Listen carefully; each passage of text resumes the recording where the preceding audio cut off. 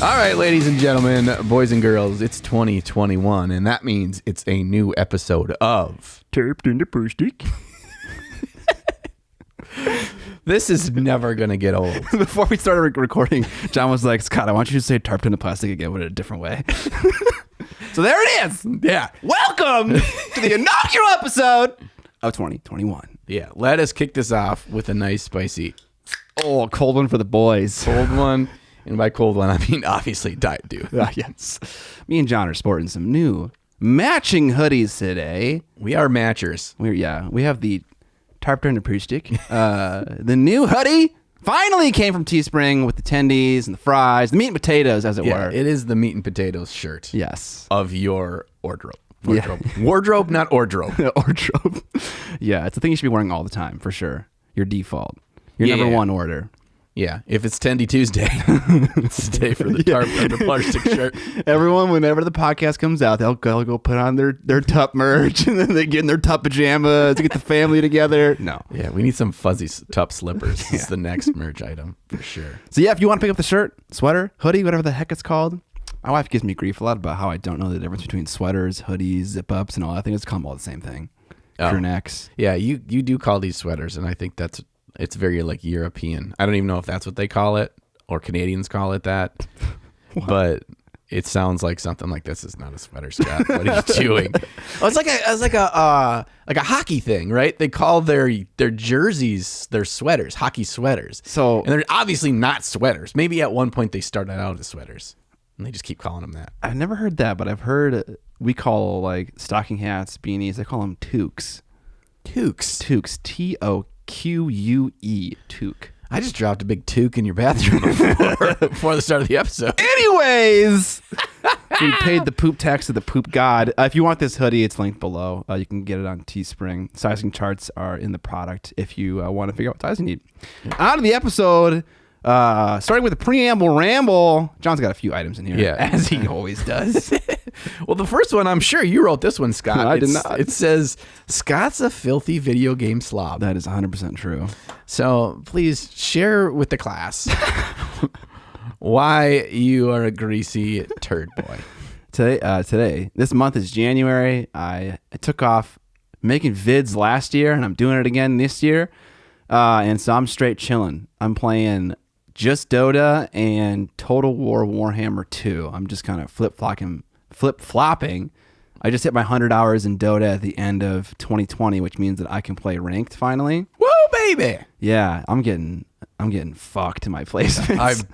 I bet that once you start hitting that enter ranked button, it's rough. Things get a little real. Yeah, it gets real. The attitudes get real. The personalities are big. The flame is raging. No, it's fine. Yeah, it's fine. I'm having a lot of fun playing a lot of games, being pretty useless to largely everyone in my life. Just playing dawn till dusk. It was nice. Yeah, I know. As I see throughout the day when I'm slaving away at video making, my Steam is always like it pulls up. S-Dub is playing Total Warhammer. I'm like, yeah, I bet you are. I'm having a lot of fun. I'm on like day 160 in my campaign. I've confederated the majority of the Wood Elf races, so now I have like 17 individual armies that are like sprawling throughout the map, destroying everything and everyone in its path. That's a lot of responsibilities. 17 armies? Honestly, my turns take like an hour to do because like each army has its own thing that it's doing. It's tough. Yeah, late game Total War gets a little tedious, but that sounds like way too much work for me. I'm all about like, well, I just want to keep making the one army bigger and just go around the map. There's a limit though, because you can only have 20 units in an army stack. Oh, then you play like to handicap yourself, and you're like, I'm gonna beat this whole game with just one army of 20. Dude, what if you just had like an entire army of like heroes and lords, like no actual units, just 20 like characters? Are the characters like super powerful in that game? Some are.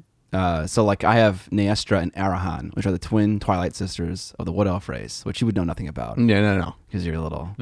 Those are words. You're a little AOS boy. I just hear... So you have special characters that are really good. You also have special heroes. I recently unlocked Ariel in my campaign, who is... Under the sea. Ariel in Warhammer lore is like the demigod of the lore of life. She is Orion's queen. Whoa. So But she's a big deal. yeah, but like she gets to stay on forever, Yeah. and he just keeps dying every year. Exactly. So she gets a Exactly. new husband. Yeah. So she never gets too attached to anyone, dude. No. Yeah. Okay. But yeah, so yeah, you can get some pretty spicy characters. But anyways, a lot of video games. Had my birthday January 6th. Yeah, this was just a couple days ago. Yeah. Got some wonderful gifts from my wife. Played some more video games. Watched some fun movies. Finally watched Bram Stoker's Dracula by Francis Ford Coppola, who it's weird that he made that movie and he also made the Godfather movies. Yeah, it's a great movie. I haven't seen it in years, but I remember that was one of my foundational I want to be a vampire kind of moments. I was like a 13-year-old kid or whatever. And I was like, oh man, look at this. You just murder people, look like a medieval badass, and you get to see boobies. I was crazy. I was watching that movie and I was amazed by the vision that whatever our team had for specifically the female vampires. I don't know if you remember, but do you remember Lucy, like the redheaded chick who was like had a bunch of like people she was hanging out with sexually. Uh-huh. When she died, she was a vampire. Like her funeral gown and then she's still alive, was awesome. She looked so fucking cool. And she was vicious. She got her head cut off, but Yeah, well, that happens. Whatever. You got to deal with it. I can't remember if they were up for they were for sure up for an Oscar for art direction and set design and whatever they call outfits, costuming or rooming. they might have won, but whether or not they won, yeah, it's just you feel engrossed like in the Victorian era. Like Yeah. it feels so fucking cool. So. Yeah. I also have mad respect for anyone who wants to try to combine the romance and horror genre in one. Right. It's Yeah, not like an it's- easy thing to do. No, it's not. And to get connected to both sides. All right, this is not a movie podcast. Yeah. What's the next item of the Preamble Ramble? It is, while John is dying, is 3D printing really all that unhealthy? If so, I'm screwed. Yeah, this probably has to deal with my unhealthy cough. Wait, what? Are you dying? So I have my 3D printer down in my little artsy room, and Your arts and crafts room. my wife comes down to me, and she's like, "When you run that 3D printer, it goes through all the vents in the house, and it stinks up the house." That's crazy to me because I don't really smell it when it's in the same room as me. It's mild for me in the room, and then I'm probably down in the room while it's printing, and then when I go out the rest of the house, I don't notice it. But my wife has a very acute sense of smell. Okay. And so she's like, you need to close if you're printing stuff, you need to close all the vents from that room so there's no air circulation. I'm like, well, that's probably not healthy. But if I get in the not healthy conversation, then she's like, you shouldn't be doing this at all. So I couldn't have that conversation. That's true. Yeah. She's got you on both fronts. So my vents don't actually have, or my air returns don't have the little knob that you can just shut them. Yeah. So I've constructed the proper size pieces of cardboard with packing tape around them, and I tape shut all the vents in the room. And so I'm down there, and this is where my office is for work. It's for where I do all my mini painting. It's where I do all my shooting for my videos. And so I'm printing stuff, and I'm just sitting in all that chemical. Yeah. And so if this is really bad for you, I am so screwed. It really is bad for you. Yeah. So I shouldn't breathe all that. I don't know what to do. One thing that I've done now is I'm going to do it overnight. So I'll start a print like before bedtime, and then I'll just close it all up and then run overnight. And then in the morning, I just open the door. It doesn't smell that bad. It's going to have a chance to evaporate. You could buy an air purifier. That's a good idea. Yeah. My wife is all about buying expensive bullshit that is pseudoscience. But yeah, let's do that. Oh, it's definitely not pseudoscience. It's the same kind of technology that works in your heating and air circulation unit. Okay, It's like okay. Air purifier. Okay. yeah. If you, I'm a fan of the site Wirecutter, and now you all will be as well. Yeah. They do reviews of all types of tech. So yeah, I bought the one they recommend, the Conair air purifier. Conair also make a pretty nice blow dryer. All right. Heck yeah. I have problems with like hay fever, but it happens every other year, and I have to bust the thing out so I can sleep at night. Every other year, like clockwork. Yep. That's weird. Dude. It's very weird. Yeah. Yeah, there's something wrong Yeah. with that. Like so basically, There's something wrong. Like every other year, you're like a superhero that can prevent all airborne particulates from affecting your immune system. Yeah, I don't get it. And then the other year, you're just like back to Peter Parker with no powers at all. I'll take it. Yeah, I'm a superhero every other year. So is 2021 Spider-Man year? No, I don't think it is. Okay, crap. You're screwed. Yeah. I'm going to have a rough spring. But that's okay. I'm used to it. We got to clean the walls, put the air purifier on. GG. Okay, so everyone let John know in the comment section that he is going to die at the age of 47 if he continues gassing himself in his arts and crafts room. Yeah, that's why basically my wife's trying to kill me. And this is a pretty smart way to do it. Yeah. Right, so... Okay. And the last thing I want to talk about in the Preamble Ramble, and I don't want to get too deep into this because this could be a whole topic in and of itself, but I want to talk about the ridiculous mountains we are set to climb in order to learn to play a Games Workshop game. I recently decided I want to look into Warhammer 40k 9th edition. Mm-hmm. And it is so freaking hard for me to try to learn how to play their game and me to learn how to look at all the war scrolls and to understand, they're not data sheets, whatever, to learn how the units work and their rules work within their game. And they just don't keep information easily accessible. And so my brain immediately went to like, how freaking hard is it for a new person? Like I played 8th edition and I learned in 7th edition. And so it's not like I'm totally foreign to this game system, but you make it so hard for me to just play your game. Not even play your game, learn how to play your game. Like, I'm so confused, and it's not for a lack of, like, I don't understand the rules. I just can't find them. And you're going to push this stupid app to me that I have to pay for monthly to just learn the basic rules of the game. Or you buy the book. I don't want to fucking buy the book. I want to know if I like the game first. And I want to know which books to buy. You know, it's like, well, if I'm going to play orcs, I'm going to have to buy an orc book to learn how their rules work within the 9th edition system. And it's like $50. It's like $50. Oh, by the way, $40. That's an 8th edition book that they kind of like half-ass make the rules work for 9th, but you know how this shit works is like the stuff that is from an old book, it's either going to be way worse or way better. Yeah. And then they're going to change it all soon. So I don't know. I had this frustrating moment over the last week where I got a bug in my bonnet about wanting to look into 40K, figure out, we've talked about what army. Yeah. Because you already know your army. Oh, yeah. I stole your army. Yeah. No, you had it first. Did I? I feel like we independently both liked Dark Eldar before we knew each other. Yeah, we did. And I had probably 6-7 kits. We can both play Dark Eldar. Can we, though? Yeah. Okay. Well, you can do whatever you want. But yeah, I think GW is still kind of in the dark ages as it relates to rules. I feel like companies nowadays release their rule books and the rules about the units for free. Mm-hmm. And I really, really appreciate that. And obviously they're going to lose money if they do that. I really like all the art that comes along in an art book, and I used to read them all, read the lore in all of them as well. So I found value in that as well. But for someone who's just looking for the rules, yeah, it's pretty rough.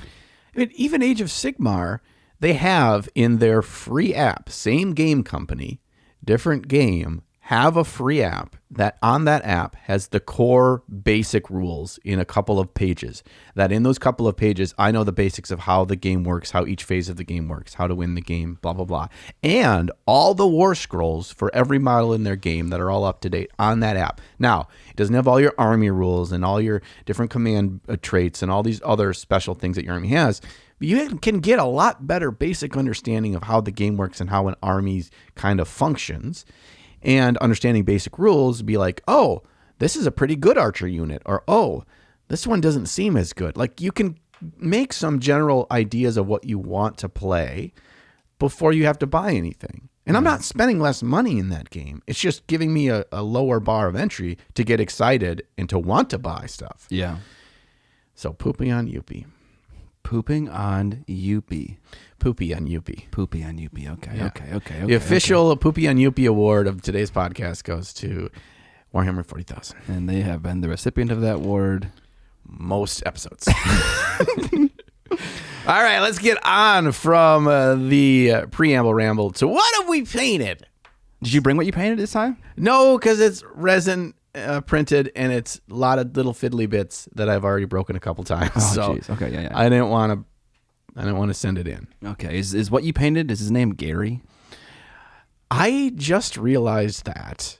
Serious? Wait, what did you just... I just realized that Gary the snail from SpongeBob was a thing. Like, I knew it was a thing. I just made the connection because somebody posted, my video came up this morning and somebody already posted that moment when you realize you just painted Gary the snail from SpongeBob. And I'm like, oh my God, I totally didn't even think of that. And I would have painted him in that paint scheme if I would have thought of that. You know, you probably didn't watch much SpongeBob.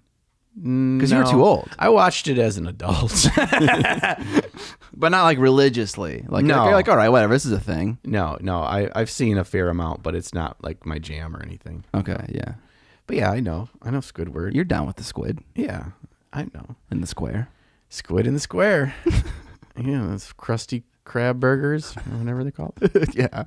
So you painted a snail. I painted a pack snail. Okay. A pack snail. A pack snail. Okay. Kind of like a pack mule. Okay. Or like yeah. a donkey where you Just carry carrying all your stuff. adventuring stuff. Mm-hmm. All your gears are in it. Mm-hmm. And it's just a snail that serves the same purpose. So this is for a video, and this video was supposed to be on an entirely different subject. The video was supposed to be on painting textures and what textures can really do to bring more life to your model, because there is no less than 175 different textures on this pack snail. 175. Yeah, I counted them all. I mean, no, there's not. You painted 175 textures? No, because I changed the topic of the video. Because there's the shell, there is this oozy, slimy skin, there is a backpack, there's parchment, there's leather, there's pouches, there's a clay pot, there is a nest, there's a fishing pole, there's a chicken, there's a shord, there's a scabbard, there's shord, there is rope, there's a cauldron, there's water, there's so many different textures. You have like 159 to go. No, I got like 137. Okay. Way different. And so that was my plan. And I was about 3 hours into painting this thing, and I just hated my work. I hated my paint job. I thought it looked like garbage and that I was a terrible painter. And then there was no way I was going to fix it. Okay. And so I pivoted, and the video is on what do you do when your paint job sucks? And what do you do when you think your paint job sucks? The think is the key word there. And then we go along the learny journey in this video. We get a little feel good moments. Oh, that's nice. So I ended up liking how it turned out. I don't love it. I think the thing that really I liked the most was understanding the contrast that I created for a really kind of over-the-top, fantastical color scheme for the snail, with a really like vibrant, reflective shell, very like over the top pink and purple skin, and then painting all the stuff on its back, all the pack stuff, all very kind of natural and like real world setting. Nothing was vibrant colors, and so it contrasted in the color scheme for the snail versus all the stuff on its back. So you're looking at a picture right now. I gotta imagine, and maybe you don't want to say this but was this model a little labor intensive to paint because of all the stuff on it? It is very labor intensive. Yeah, it's just like, when is this going to be over with? Yeah, I wanted to paint the snail in the shell, but like not a chicken. Yeah, it was because I used so many freaking colors on this thing because you have to have slight tweaks when you're using 40 shades of brown. I mixed a lot of stuff, but still it felt like each thing was a whole thought process of how am I going to paint this so it looks like a unique, different surface or texture or piece of the model and keep them differentiated. And so, yeah, it was a lot. And then I did NMM on it, which there's a little section in the video on the key point that I use to paint NMM, because there's a lot of factors that go into it. But the one thing that if I feel like if I do this one thing, it reads as metal. It may not be the best NMM in the world. It's not Michael Pisarski level, but it's a really good kind of get this part down, and you can make your metals they read as metals at least. I feel like your style is shifting a small amount. Okay. Based on the last 3 paint jobs that I feel like I've seen from you, you're adopting this really high contrast method. So like looking at the shell, and it's like this super deep purple, and you go up to just pure white and you run through green. on the way there. And then all of the recesses where the ropes are tied to this bag, they're all like pure black atop this like yellowy, like rucksack color. Yeah, but it's very, very intense contrast. Like similar to Enrique Velasco, which is a guy. It doesn't matter. It's different. It's like you're not fretting so much about blending. You're just like, I'm going to smash as much contrast in the thing I can get. Yeah, I think some of that has to do with painting for video. Yeah. Where I don't have the time available to paint this to the smoothness level that I want. Man, I got a story. Okay. Yeah. That I want. But there are things that you can make a big visual impact on that don't necessarily take a lot of time. And a lot of that is really differentiation of your features via contrast and shadows and stuff like that. So yeah, in color. Yeah. Okay. Tell me. It's not a negative thing, but what I was saying, like, I don't really think that, I don't know, like blending, I know for you is a choice. If you want to spend the time, you're going to do it. If you don't, it was an intentional choice you made. Mm-hmm. I get it. So the story I have, I'm not going to say who said it because I don't think they would care, but it was hilarious. I had a little one-on-one meeting with like a pro painter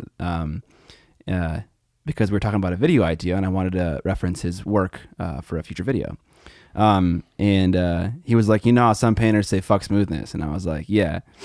And he was like, I say, man the fuck up and just blend on the model. Like, take the time to do it. And I was like, shit, dude. Like, all right. Woo. I like that. Two sides to the coin. Yeah. I feel that. I feel that too. I feel that. Like, time and a place for everything, right? Right. And there are some parts of the model that are more well blended, and there are some parts that aren't. Yeah. I like the bottle. I like that circular little highlight you have. Dude, right that there. little clay pot with a little love little glint of it have a glossy It's surface. really nice. Yeah. Yeah. And that was one of those things where that turned out first attempt, shot it in there, sucked my brush, whipped it around, and it worked. Yeah. I was like, don't fucking touch it. Don't touch it. Don't touch Let it. it dry. It looks good. We're good. But I do that, 4 times out of 5, I got to fiddle with that 6 times. Yeah, easy. Yeah, definitely. It looks nice. I think the effect of the whole paint job is wonderful. Yeah. It was, and I spent more time on this than I have done with most models for my video, but not because I was like, oh, I really, really want to. It was, I got 1,000 fucking different surfaces to paint here. But at the end, I think it read well that each thing was different. Yeah. So that's what I did. What did you paint, Scooty? I had a little, I went home for Christmas vacation and had a hobby hangout with those 2 dudes who were in one of my more recent videos. Mm-hmm.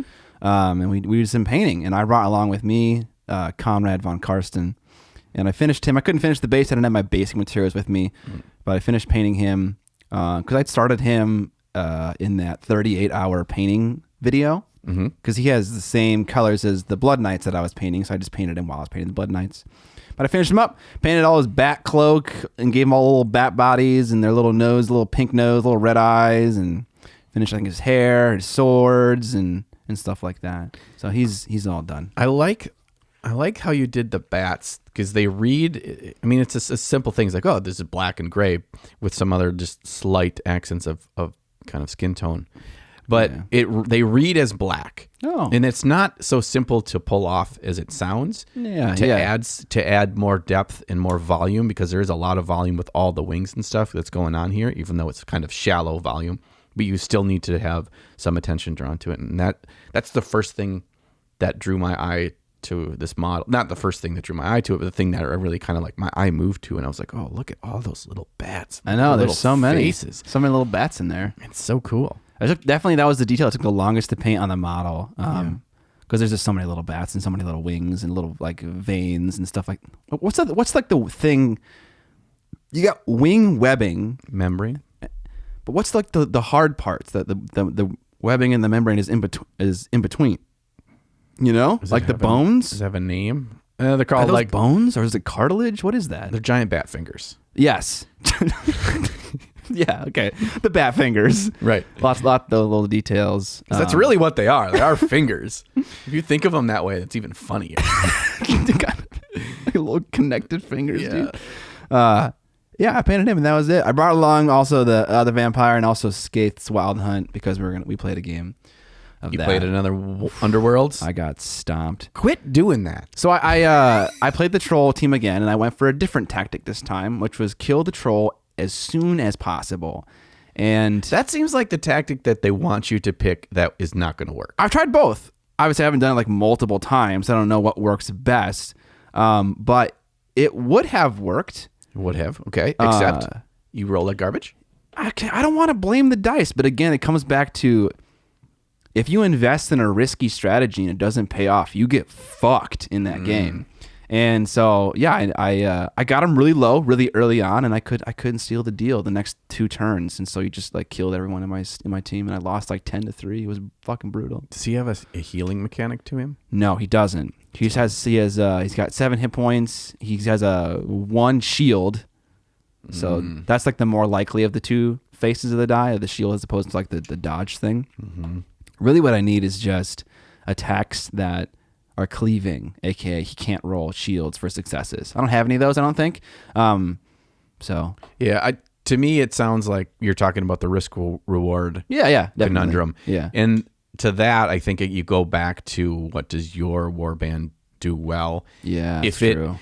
If it can in 2 attacks kill him, and you can throw 3 or 4 attacks on him, then you're mitigating some of that risk. If you need like all 3 of these dudes to hit for, average 2.5 damage, and that's a pretty big swing or pretty big thing to ask, it's probably not worth it. Yeah, it's true. That's true. As opposed to maybe picking off a couple of his little Goombas and then before because like he gets inspired when the troll takes damage. Everyone in the squad gets inspired. So maybe I just kill the little dudes before they get insane stats, because they are not easy to kill either. Really? But they do have the dodge save. Yeah. And I have a ton of ensnare attacks, so I could probably take them out pretty fast. But they have like 3 dice armor rolls. One of them does. Wow. The rest have 2. Like they're a little hard to kill. One of the keys in that game that I found was knowing your opponent's army and having your strategy on what the order in which you take things out is very important. Yeah. Oh, okay. I haven't thought about that. Yep. Because they all, at the basic level of the game, they all serve the same purpose of scoring and holding a spot or holding down your dudes or whatever. They're all equal. Every model's equal. So when you can take out the easiest targets, then you open up a lot more opportunities for your team to do what you want to do to win the game. Against those guys, you probably take out the two or three, probably 2 easiest of those little booters, and then you win the objective game. Yeah, that's probably right. Take them out while they're a little bit weaker with the ensnare attacks, grab objectives, try to kite the troll, because he can activate twice in the sense where he can like charge and then charge again, but maybe just try to like expend those early on. Make him spend as much time as possible chasing you down, and just making each of his turns inefficient in what he's trying to do. Yeah, and you can win. Yeah. All right, this is also not a podcast about Warhammer Underworld strategy. No, it's not. But at least it's related, okay? It's not poop, okay? All right, on to the topic for today, which is a little bit of a retrospection on the year 2020 as it relates to the miniature hobby and what we've painted. Yes. So I have some thoughts. You have some thoughts. Let's share thoughts. Yeah, so, a lot of people do this, end of year... And blob video or podcast or whatever. Looking back. And I thought it would be cool for us to, as far back as it feels that January 2020 was. Not far at all. For me. It feels so far ago. Does it? It feels like it could be 2 months ago, 3 months ago to me. But, okay, I think once you start thinking about where you were at and what you were doing and what you were working towards in January, February, towards Adepticon... that never happened, and then everything from there, it feels like a lifetime ago because of COVID. At least to me, like January feels like a different universe compared to this January. So we're going to look at things that we accomplished, that we are happy we accomplished, things that we maybe went above and beyond more than we thought we would do in the hobby, and then the things we didn't do. Sure. And we are ashamed of. Okay. Yeah. So let's kind of go back and forth. I like that format. I might mess with your format a little bit. Okay. Can we speak in generalities first? Sure. Or do you want to do that at the end? Let's Yeah, it's a good like cap, a little nightcap. Okay. I might struggle to answer some of your questions. Maybe we start with the things that do you want to start with the things that you accomplished that you're like, yeah, I did this and this is pretty cool. I was proud of this. Yeah, sure. I wanted to do this and I did it. Yeah. Okay. Obviously the big one for me is finishing every single commission that I have. So I painted, it was 3. I painted the Deathcore Creek bust. I painted Orion and I painted the Renegade Knight. And I have none left. And even I have no sponsorships left that require me to paint like a model. Like I am a free man. It's just so silly to say because I'm being paid to do this. I'm not a slave to anyone.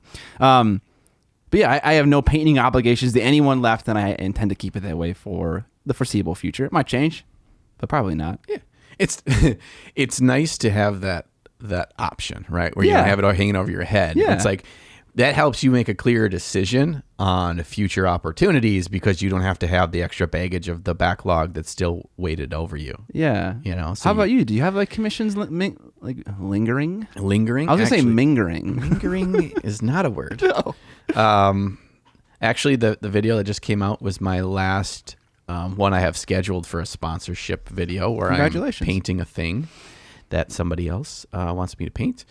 I have one more kind of on the horizon that I'm hammering out the details for, but that's probably not going to happen until March or April, and that feels good.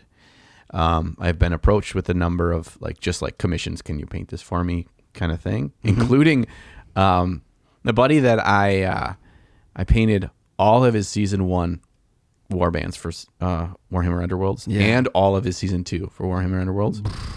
He's like, can you paint all of my season 3 and season 4 once Direcast was all out? And I'm like, no.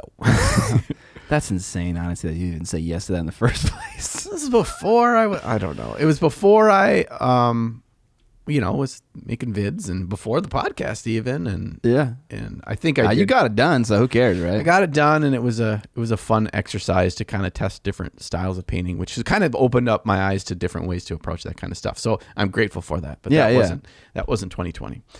I think that's a really good accomplishment for you that nobody else wants to pay you to paint. Because you guys do not watch the show. Why do you want me painting your shit? You're not going to get it for 3 years? My God. Learn your lesson, people. It ain't coming.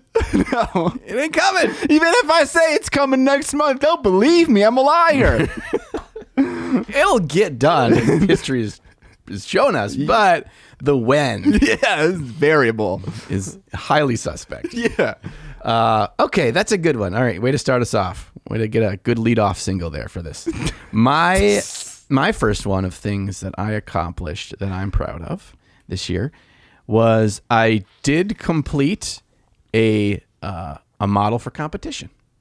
I completed my dragon, my emperor, my emperor dragon. I was like, you did when? Exactly. Oh yeah, it feels like 2 months ago. Emperor dragon for Resin Beast 2020 was complete. And I'm going to say very proud because, look at it a year later. I'm like, this is not that good. You can fix it up a little bit. Yeah, I could. And what are your thoughts on that? There are things that I want to change on it. Okay. So I will do that if the day comes where I do enter in a competition. She has not entered any online competitions that have been out there since COVID. Yeah. Hasn't graced the internet yet. Yeah. Well, I mean, there's pictures out there on my Instagram and stuff. You can see what she looks like. But work in progress ones, right? We didn't see any finals, did we? Oh, maybe I never did put out a final. Oh, okay. I don't know. Keep talking. I'll look at that. Yeah, you check the Instagram. It's one of those things, just like my Resin Beast Plague Angel from the year before, that my mini photo photography skills are not good enough to properly capture this model. Okay.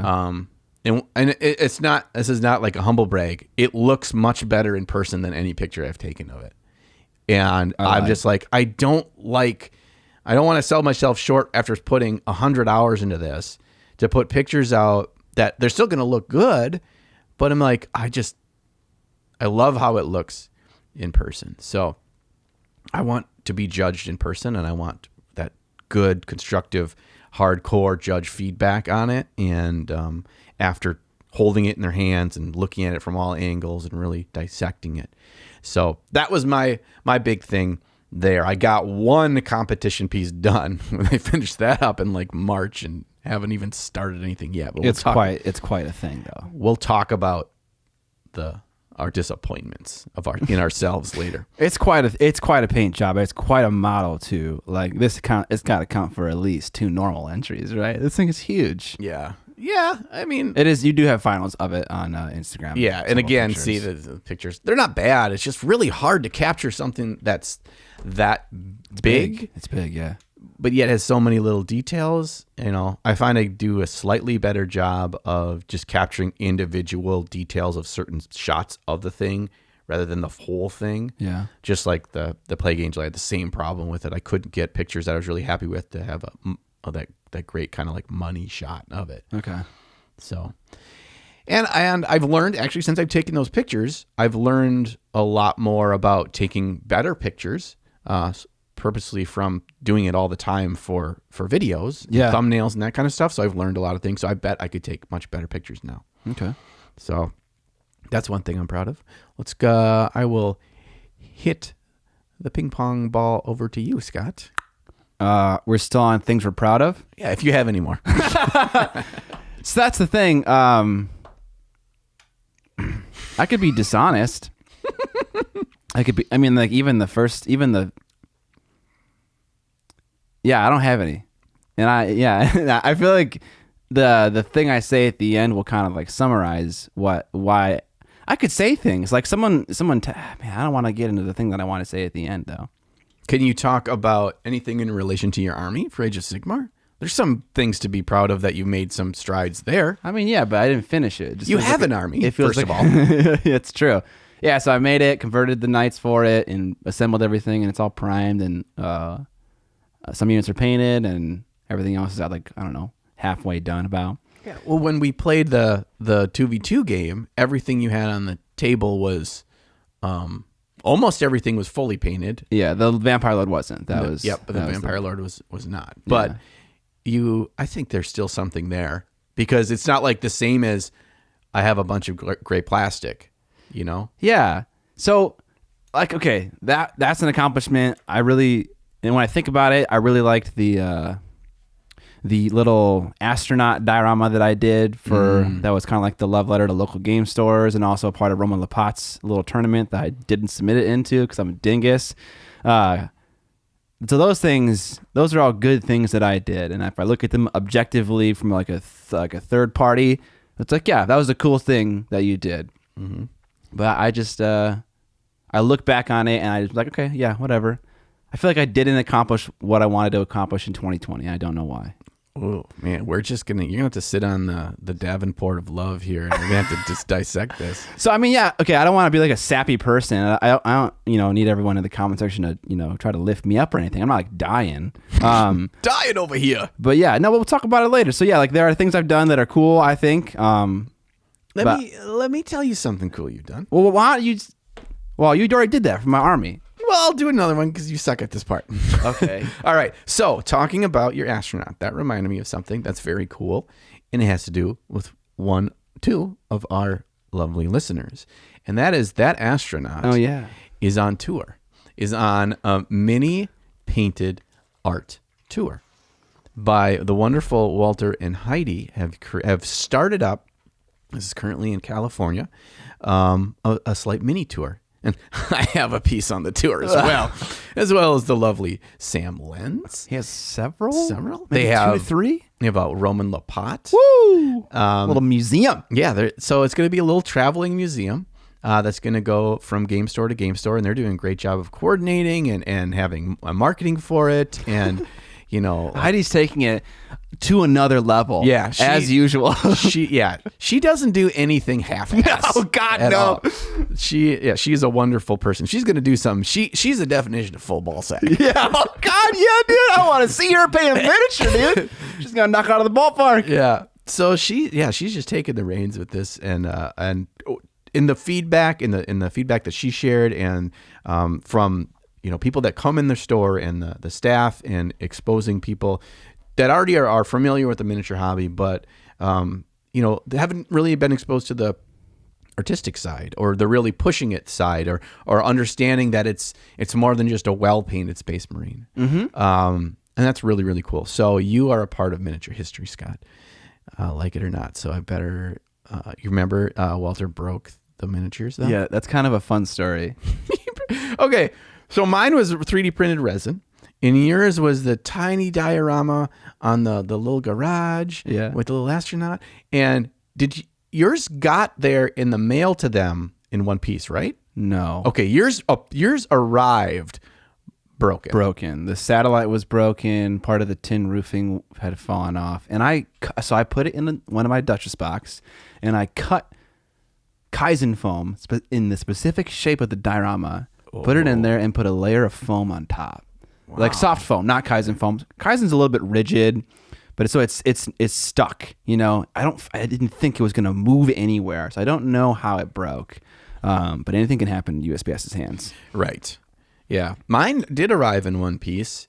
Amazing. And I wedged it into a piece of foam in the bottom of the box, and then I covered all the top of it with many layers of very soft material, so like tissue paper, and then bubble wrap, and then another layer of bubble wrap, thinking that I'm going to try to keep it from moving, but that's probably unavoidable. If it does, I'm trying to cushion the blows. Right. But on their car ride from their house to the game store, oh my gosh, it broke in the back seat. Oh my gosh.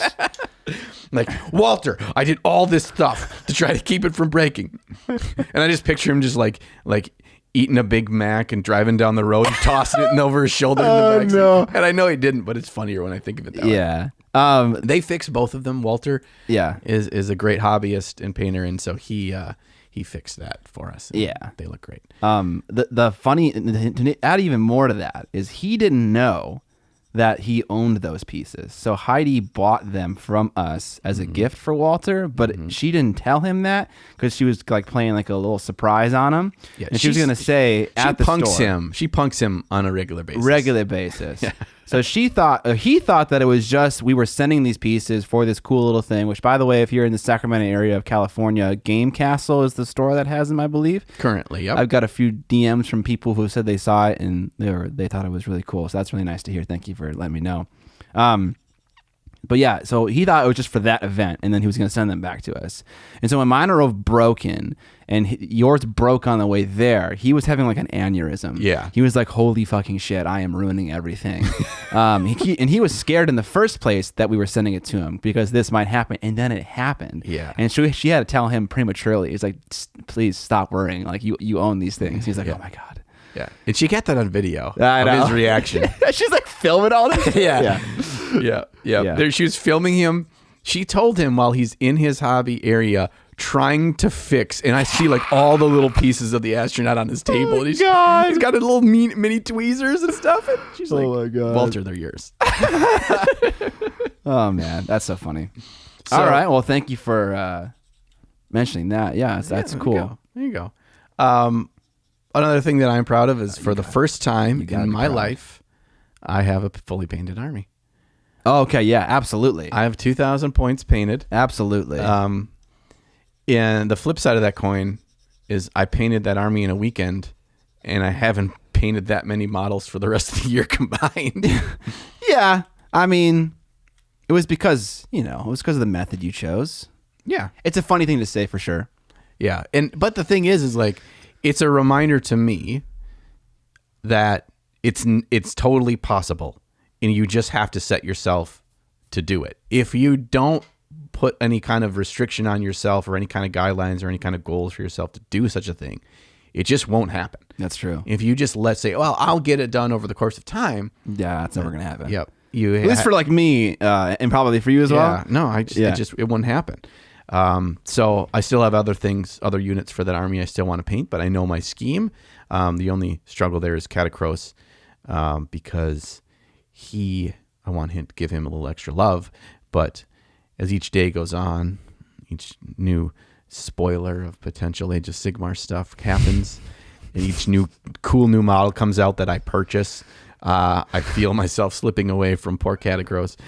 And it's also harder because I'm not playing games right now, so I don't feel like, oh, I need to make sure I get 20 more Mortek Guard painted, and I need to get 5 more Riders painted because I want to adapt the list. And because that's not happening, I just don't have the gumption for it. So. Yeah, and we just recently saw. We might talk about this in the news a little bit. A little teaser for a little vampire, a little witch hunter model. That witch hunter. Oh, baby. Some nice leather coattails and a little stake and a hammer. Yeah. And then an undead looking, not a vampire looking dude, but like an undead pirate captain looking dude. What? I didn't see that. Are you the one joking? that some people are calling, they're thinking joking? it's an orc or they're thinking it's a dwarf. I tend to think it's a dwarf because his fingers are really stubby. And he's holding a beaten up battle axe, and you can only see like the bottom of his chin, and there's like a wispy bits of a beard. But he looks, he's certainly undead. Like he has all the calling cards of how they model undead. And they have another picture of the back of him, and it is that traditional kind of pirate overcoat, where it's got like a tight waist, and then it's ruffles down, sure, and stuff. So he's not I don't think he's a vampire though. Okay. But yeah, because they can't have vampire killers and not vampires. I mean, come on. I mean, they're called witch hunters. He's got a bandolier full of stakes. Yeah, no, he's a vampire killer for sure. Okay, well that reincarnates the reality that the whole piratical theme might be a thing again. I think it's going to be a sub theme, and they're redoing death as a whole. But I digress. Okay. That's my gut feeling. Okay, interesting. So I think you're going to get new Blood Knight models after I convert them. I think they're going to redo all the sub factions. They're going to be within amazing. That Legion of Nagash, and I think there will be Legion of Blood models. There's going to be a nautical like sub faction or whatever. That's my hot take right now. Okay, a little Luther Harkon in there. Some pirate vampires. Okay. Yep. Looking forward to that. One more big thing, because you don't have any other things that you actually accomplished this year. No. One more thing for me is I actually started a YouTube channel. Exactly. Yeah. I started. That's the thing. You got a couple videos under the belt. The process is refined each and every video, from painting the model in the video to picking the subjects to making the edit to writing for it. Like, everything gets better every video. Yeah, and everything I get a little bit more experience and learn a little bit, and that was always my worry. Is like I'm gonna get the basics down, and I'm just gonna kind of rinse and repeat, and I'm trying not to do that. And so I'm really happy. I'm happy that I do it. I'm happy every time a new video comes out. I'm happy every time I have a new idea. There's always a stressor. I honestly do not understand how you guys get a video out in a single week. I work basically, I don't say nonstop, because I mean every single day I work on the video, and it takes me 2 weeks. Now I am working my full-time job as well, but I'm just trying to like picture if you started on a Monday for a video that gets out on a Friday, how you get that done. Don't paint a model. Yeah, you told me that, and I totally realized that. Maybe you're just not as fast as editing. I don't know. Yeah, been doing it for a couple years. I'm certainly not as fast. I don't like shit on you or anything, but I know I'm not. I definitely have seen a lot of growth in the speed that I do each step. Outside of the painting, like I don't want to compromise there. You do have to make concessions though, right? Like I can't paint a golden demon piece for every video. Like no, absolutely not. Absolutely not. Well, I can if I want to put out an 8-part series. Yes, like people do. Yep. But that's not the stuff that I have fun doing. Like I have fun. I have fun doing the intro skits. I know. I was gonna say, is that gonna be like a thing for all your videos now? Intro skits? I've had one in every video. I know, but I'm saying, are you planning on keeping that? Yes. Up? Okay. Because that's the thing I have the most fun with. And so I'm gonna keep doing it. I mean, it is a lot of fun. It is, and so I want to set a tone for the channel and for the brand. Is this is how I am, and this is not too serious. Man. And all goofs. And then I want to tell a full story in 15 minutes. You know, I don't like segmenting things out and that kind of stuff. So if it's doesn't have value in 15 minutes, it's certainly not going to have value in a 3-part series. So that's where I stand. But yeah, I'm happy. I'm glad that I did it, and I'm excited for what 2021 brings. Yeah. You know, so Okay. Those are the things that we're proud of, happy that happened in 2020. What was this? You had 3 things you want to talk about. Yeah, it was the things we're proud of, the things we dropped the ball on. Oh man. Okay. And number 3. Number 3. I mean, you could say like things we could do better, but that's kind of. I think just implied. I think, and I meant to say this at the very beginning of the topic, but number 3 ties with that is taking what we learned from this year, the good, the bad, and the ugly, Nice. and planning for 2021. Yeah. And so topic number 3 is, and this is as much about an introspective for each of the listeners about, as we're talking about our things, Right. I want you to be thinking about your things. Right. And what you want to get done in 2021. Right. And what, look back at your own 2020. What are you proud of? Because there is something there. And Yeah. even if you're like Scott, you're like, well, I'm a mopey moperson. I'm not trying to be mopey. I'm gonna turn it around. Okay. I'm gonna turn it around. Okay. Don't you worry about it. All right. And it's good to acknowledge things that you didn't get done. Yeah. Absolutely. So Scott, I'm sure your list is a mile long of all the things you didn't get done or you are dissatisfied with in 2020. Yeah. I didn't make a model. Oh. I made a model in 2019, the Duchess. I didn't make a model in 2020. I could blame any number of reasons. Let's but blame all those people. Can we name them? Yes. John Stamos. No. Yeah, I didn't finish a model. Like I said in the video that I made at the end of the year, maybe I bit off more than I could chew with trying to do 3 models. I have 3 concept arts finished. I have 1 fully sculpted, 1 is being sculpted, and 1 is unsculpted. And then after that, they need to be casted, or they need to be printed. They need to be keyed, so they need to be cut into parts so that they fit together and can be casted in those individual parts. Need to make the molds and then start casting stuff. I don't know when they'll be done. Probably sometime this year, hopefully in Q1. I'm looking forward to that being done. I'm really working closely with the sculptor a lot. He's super cool. His name is David Fernandez, and he did a different model for me as well too that no one's seen yet, called Fade. Is it spelled F-A-D-E or is it like F-A-Y-D, Fade? Fayde. Oh my God, I was making a joke and you did name it like that? I didn't name the model. It's like the character is a concept from a different universe. Yeah. So yeah, he's cool. That's getting done. I wish I got done in this year, but it didn't. Oh well. Oh well. But yeah, it kind of sucks to be like, okay, this is the capacity of work that I'm capable of. I'm not able to accomplish that same capacity in the second year. It's like, am I being lazy and stuff like that? So that's one thing that I wish I could have finished was those models. See, I think, and I'm still such a noob to all of this, but I think that as each year goes by in owning your own business, in having a YouTube brand, things keep piling on. There's more responsibilities. There's more direction you're looking. There's more expansion you're trying to do.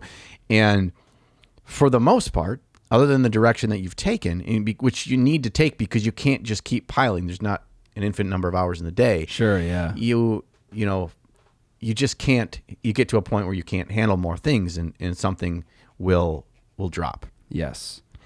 And so yeah, we added on the podcast. I added on the live stream, which you're involved in, probably more than you thought you'd be involved in. I just have fun doing it. Okay. Yeah, and that kind of added on. So yeah, that's why I took that step back in making non-weekly videos. Yeah. Yeah. I feel like this is a not fun podcast right now. We're not having fun right now. I feel like it's mostly my fault. Yeah. Well. Yeah. Well, it is your fault, Scott. But when you look at it, you had been working on these 3 models for all of 2020. Yeah, it started in January. Yeah, so I'm not really working. People are working around me, and I'm shouting at them. Yeah, well, it's not as if you just started this 6 months ago and things haven't moved, and you're just sitting on things that you're not doing. Yeah. So the final deadline wasn't what you wanted it to be necessarily, but it would probably be early 2021. I'm just gonna put words in your mouth. No, that's what I'm hoping for. I'm hoping for Q1 2021. Look out for a Kickstarter. It's got a bunch of awesome shit in it. Kickstarter, baby. Yes. That's gonna be interesting. This is why I love you, Scott. You do all the things first. I know, and then I tell you how to do them all. learn all the things not to do. Hey, man, I'm okay with that. I'm always of that belief where it's like, if the only reason I'm better than you is because I'm withholding info from you, then I don't deserve to be better than you. Yeah, then you're not really better. I'm just a gatekeeper. You're just a jerk. Yeah. It's like the whole thing with like recipes and food. It's like, why are you like hiding this from me? Like, there's so much more to making food than like the ingredients that I use to make the food. Mm-hmm. Come on, man. I put love into the food. Oh, man. That you don't want to put too much of that. Dude. Okay. All right. Segue. I was watching an episode of Just a Dash, which is Matty Matheson's food show, and he starts out the show talking about this fucking cookbook, which I can't remember the name of. It's something like natural, but it's a bunch of basic recipes with fucking semen added. What? This is a real published book? Yeah, it's on Amazon. I can link it below. Obviously, you're not going to buy it, but the Or are you? The reviews are so positive. Like the top review was like, great book, couldn't put it down, mostly because it was sticky. And I was just like, it's terrible. It's called like Natural Selection or not Natural Selection. What the fuck? It's something with the word natural in it. It's hilarious. People buy it as like a joke, and they kind of like hide it in their like their recipe books. And whenever someone sees it, it's like hilarious. That's a thing, though. Yeah. So. Oh well, let's not add that to your pho for next week. Oh God, no. So yeah, it's not egg drop. I don't even know. There is actually a couple sauces in Chinese cuisine that look an awful lot like semen. Huh? You ever encountered these? I'm trying to think of one. I can't remember their names. No.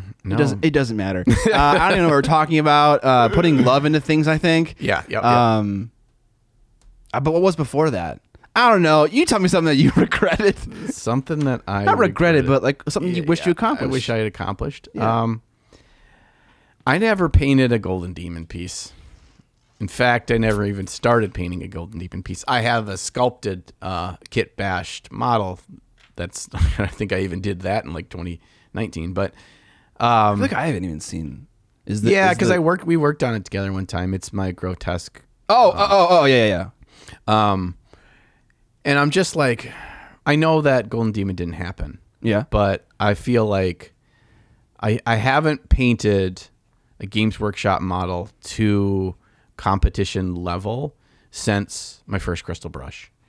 And I think larger than not painting a Golden Demon piece was that I haven't truly put love into a Games Workshop model, that literal love into it,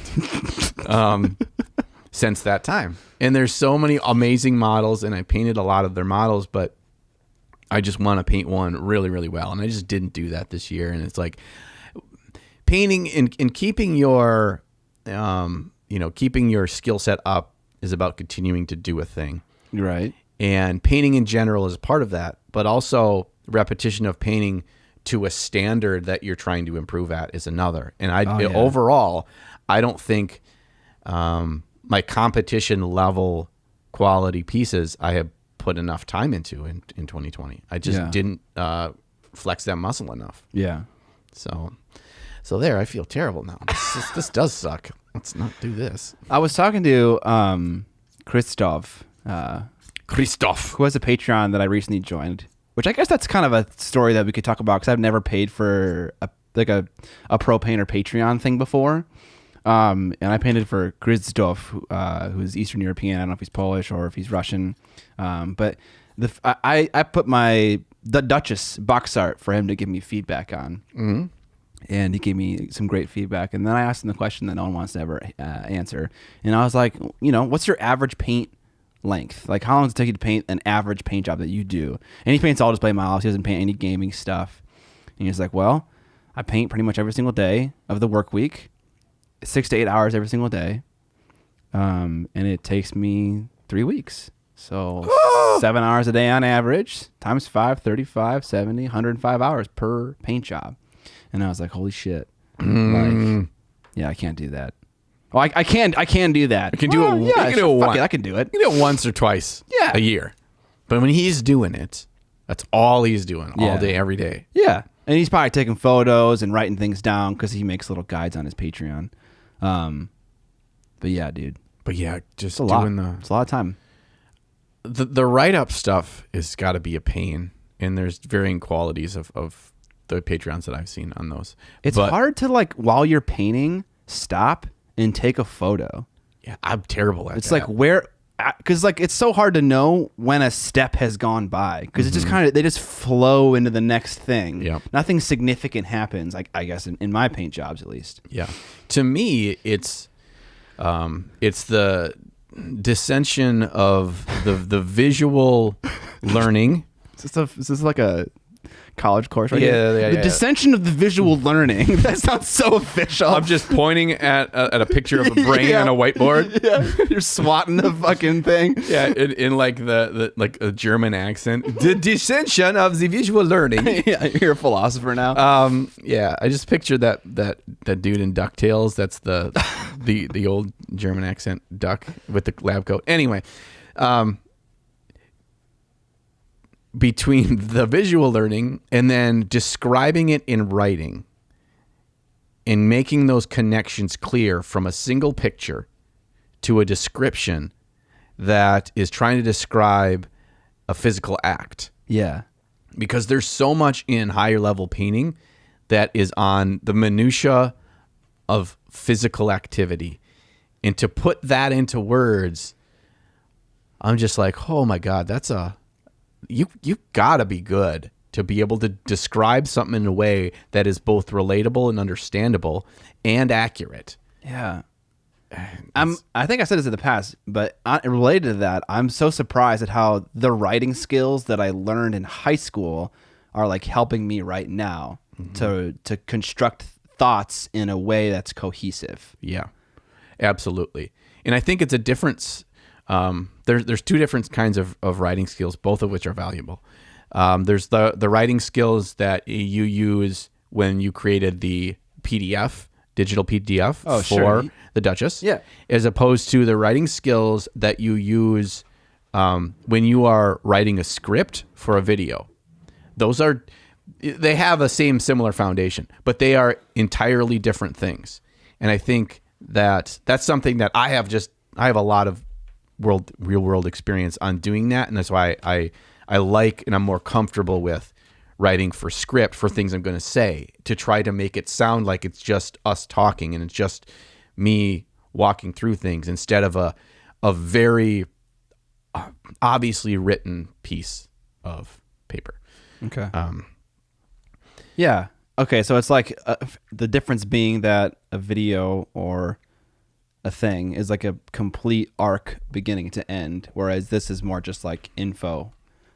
Well, and by the way, if you want to buy this, I sell this. It's beautiful. you put a lot of hours into that. Yeah. I paid people to make things for it. Yeah. I think that you have a lot more resources when you have a live video feed happening while you're describing. Oh, yeah. Yeah, you're right. Okay. And Wow. that's the biggest dissension, I think, is that you, without that in real time showing while explaining, that they work together to really like sink in your communication to the audience. And when you don't have that on writing, you have to approach it differently. Right. Because you don't have that to lean on in the visual aid. You have just a single picture or three little pictures. And how do I make up for the fact that they don't get to see it all in real time? Yeah. You have to use only words to describe those steps. And that's hard. I have not done that for miniature painting yet. The day will come where I probably will. I mean, I feel like you're doing it because, like, one thing I'm learning right now is that not everyone I don't need to say everything that's happening visually. Yeah. It's like you can listen to what I'm saying and you can also watch what's happening and they can be Right. different things. That's a really good point. And that's something that I've learned. And in this latest video that I just put out, there's a lot of that. There's a lot of things happening where I'm telling you an associated thing that isn't exactly what I'm doing. Yep. And people sometimes still want specific things too. So I try to throw a couple nugs in there. Sure. A couple little nugs. Yeah. Yeah. Trying to find the perfect amount of each is where different YouTube channels start to branch out. Yeah. Some are more technical, some are more spiritual, Yeah. some are more metaphysical. Oh. I would say Goobs is very metaphysical. Yeah, he is. Whatever the fuck that means. With a little bit spiritual. Oh yeah, Oh yeah. If anyone's spiritual, it's Goobs. Yeah, and then there's the strict technomancer that is Vincey V. Oh yeah, that he's just the technomancer. Yeah. Vince truly is a technomancer. He's all about that technical side of things, and let us get to the technique and learn it Vincey V style. All right, there's a little theme song for you. Yeah, Vince. dude, Vince, you want me to do a Vincey V intro? We got these mics song? right here, right now. The recording's going. Let's hear it.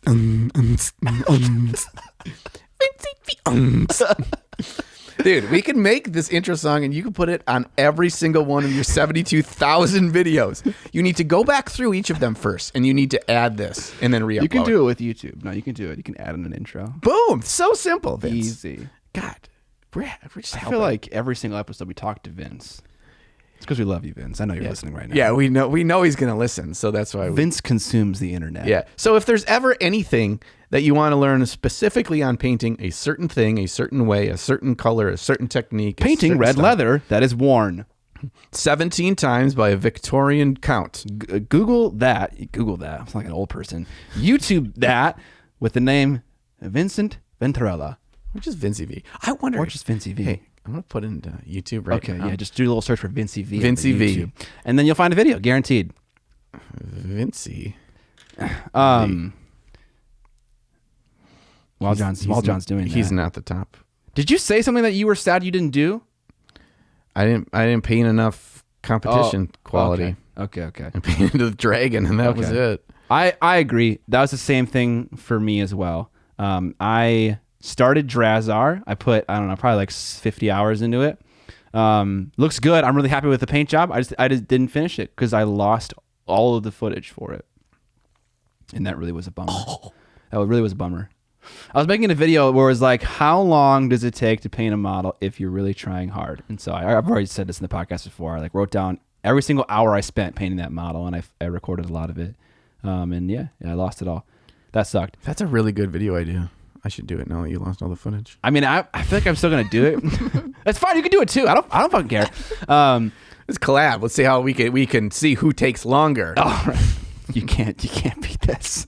Yeah, you're gonna put way more hours in, but it's gonna hurt all the more.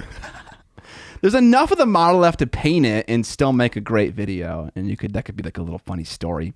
But yeah, so I didn't paint a single thing that I finished for competition, and that I think that was a reason why I look back on this year with a little bit of sadness. And I'm just gonna say, nah, fuck it, because I keep beating around the bush. So I think this is an important thing for everyone to do. I think you should think about every single year right now. 19, 18, 17, 16. What are the things you remember from those years? When you fucking suffered for your art and made something amazing. Yeah. Okay? I don't remember the shitty things I painted for videos. It took me, 20, 30 hours to do. I remember every single competition entry in detail. So it's like, it's just a reminder to myself that sometimes the process of doing something sucks, but you will be so happy and so proud of that thing, and you will remember it for a much longer time because of that effort you put in. I would say that there should be, I want to say to put words in people's mouths, there should be a model every year that you will never forget painting. Ooh, yeah. Just one. I like that. And I think Just spend a month. Yeah, 1 month every year. when we look back at the crystal brush pieces, I could remember. So it was that January, February area. Yeah, it's just a stressor of a couple months. But remember the vampire chick with the goobers on her. I remember that, and I didn't even paint that. Oh, Yeah. I mean, yeah, I remember too. I did it on a live stream. I painted a lot of it on a live stream, so I have some of it recorded actually. Yeah. So yeah, I distinctly remember each piece. And then even if you're not painting for competition, even before when I first started, there was, my first couple of pieces those stuck with me because I learned a whole lot, and it was like, wow, I did this, I painted this. And so you should go full ball sack at least once a year. Yeah, at least once a year. I think that's good for the soul. Yep. So I didn't do that this year. I didn't go full ball sack. I went partial ball sack, and then I lost a ball. No, I'm a fucking eunuch. You Can't do that again, dude. No, then I'm be all out of balls. Game over, dude. Game over, dude. So yeah, that's my other thing. I might just totally copied you, but that was definitely one of the things. I think it's an important one though too. Yeah, I think it's an important one. Something else that, this is kind of a little wimpy one, but I never painted a bus this year. I've never painted a bust in my life. And I didn't do it this year, and I said I was going to. I told myself I was going to. You know, bust year was this year for me. I painted 2 busts this year. Whoa! Wow! You doubled your bust efficiency. I have. Yeah. Talked about that in the earlier part of this conversation. I didn't realize that. Yeah, I painted 2 busts. That Death Corp one, and then the one for little Andy Wardle. Little Andy Wardle. Little Andy Wardle. Little Andy Hall. No, definitely not a little man. He could snap me in half. Yeah, he had his cool What Elf bust. That's very cool. Very cool. Hey, little Andy Wardle gave you I call him that. Yeah, we should not call him that. No, because I can't wait till next time there's an Adepticon. I'm gonna be kind of sloshed, and then I'm gonna see him in the hallway, and I'm gonna sneak up behind him and say, "Hey there, little Andy Wardle." Why and then I run? Why do you just try to like pick him up too, and then run away? Yeah. It's like that TikTok video where this guy is in China or something, and there's a bunch of these scary looking like Chinese military dudes, and he's like a 6'1", 6'2" American dude, and all the Chinese guys are short, and he sneaks up behind him and he picks one up and gets him a big hug, and he tries to carry him away, and the other dudes like run around him and pull their guns. Shit. That's fucking brave. Yeah, and he just puts him down and giggles, and they like don't know what to do. Yeah, like what the fuck? Yeah. So I'm gonna do that. Yeah, and then he's gonna chase you down and like cut your Achilles heels, and then. But you know what? What I found in my life is that when you're being chased by a scary man. This has happened multiple times. Oh yeah. That is where you gain superhuman speed, because you can't get caught.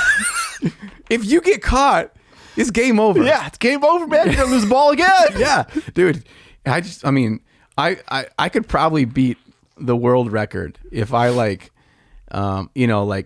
smashed Sam's awesome diorama of that he had for Crystal Brush with the big universe like decomposing and the demons coming through. Yeah. I like smashed it right in front of him, and then I ran the 100-meter dash in the Olympics with him behind me. I would win. You think so? Yeah. Okay. Because what would happen if I get caught?